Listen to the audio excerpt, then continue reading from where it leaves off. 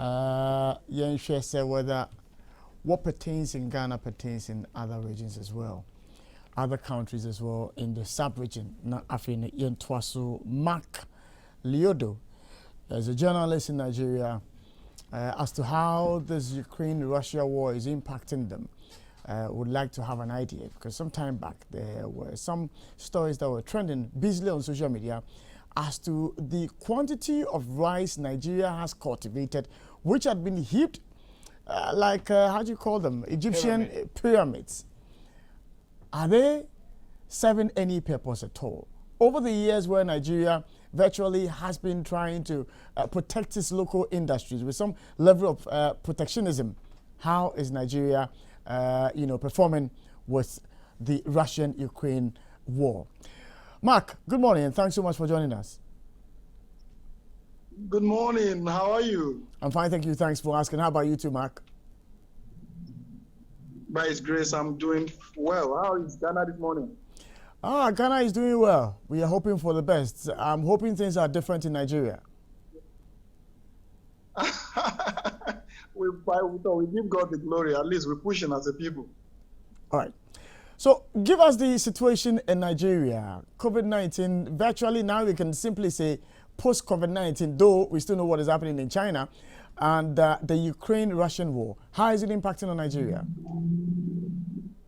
Thank you very much, and good morning to our beautiful listeners. The global economies in recent times will quite agree with ourselves that there have been issues here and there with various countries attributing some of their problems or situations to the Russian crisis and probably we say the post-COVID era. And while some of us do our analysis from very objective prisms, we still want to believe on what some of the bookmakers as well do propound or say. As for the post-COVID era, it was a tough one, or it's been a tough one for most nations around the world, with Nigeria and Ghana inclusive. Then before we talk of the Russian-Ukraine war. Now, the Nigerian situation with the post-COVID era, we want to say that one area that one would have cried much was if Nigeria had not planned adequately prior to that era by going into making sure that they grow what they eat. When the president came up with that policy, at some point, some of us criticized them. We felt the policy was not going to yield any result, not even knowing that coronavirus was going to hit the world at that time. And when it happened, then Nigeria had already stopped appreciably, not completely. Nigeria had appreciably stopped importation of foreign rice to Nigeria from Thailand and the rest by giving out loans to local farmers, stakeholders in the industry, to making sure they grow rice to a very large extent.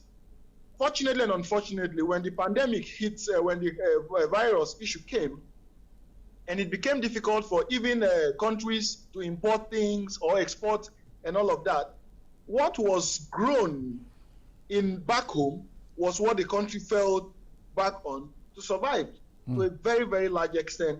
I can say this for a fact because I came into the country at about that period. The rice pyramid you saw in Abuja, was true. I went there, I covered the exhibition at that time because there were this school of thought that beneath it would have been sticks.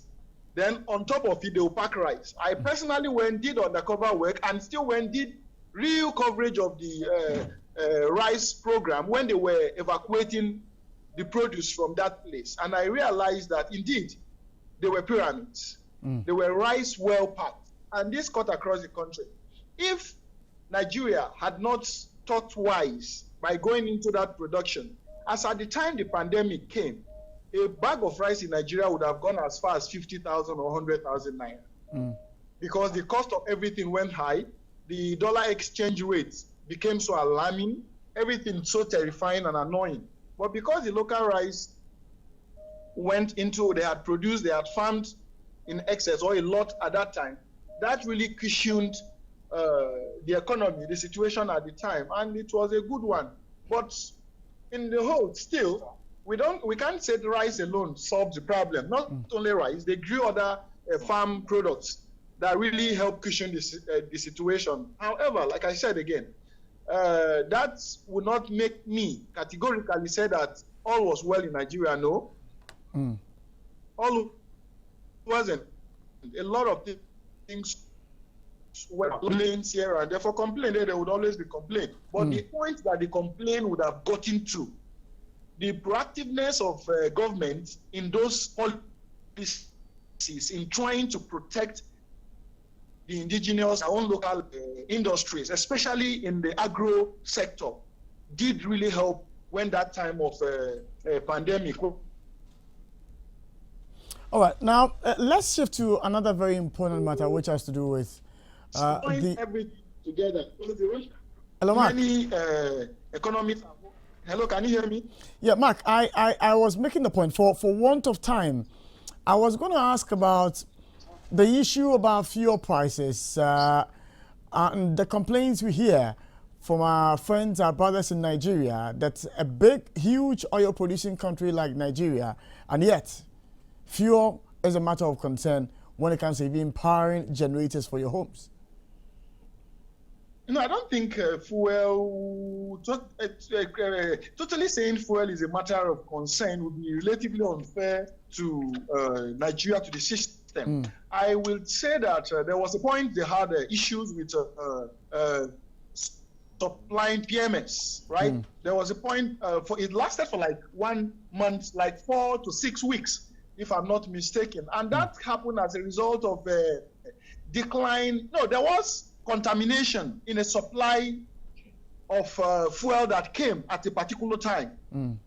And when those fuels were supplied to generate to cars and all of that, it causes damage. So the government knew, getting the information so early, withheld those particular supply that came. And it's already a known fact that Nigeria is one country that they have oil in large quantity, but their capacity in terms of refining the oil to their usage has been underutilized. That has been, some of their refineries are not working to full capacity, right?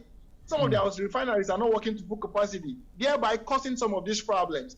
Afterwards, after like about 6 weeks afterwards, the government brought in more PMS. And if you go to our filling station, I just left the filling station now. If you go to our filling stations now, there are no more queue. But at that time, the price of fuel went to as much as 250 naira, which was more of a black market sales. And you know, Nigeria often enjoy fuel subsidy.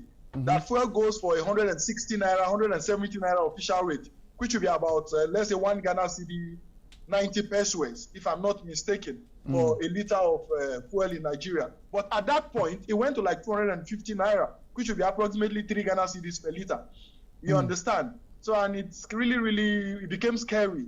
It was alarming, and it was news all over because they were not really used to it. They've enjoyed subsidy. Nigerians have enjoyed subsidy all their life, so they always want it to be like that. Sometimes we make comparative analysis and look at how it's obtainable in other countries. You would see that it's far cheaper here because they are enjoying subsidy. And government is feeling the heat because the money that goes into subsidy too, it's massive. I think that's the situation. But with the coming of Dangote refinery, which we believe in the last quarter of this year. Mark, so you...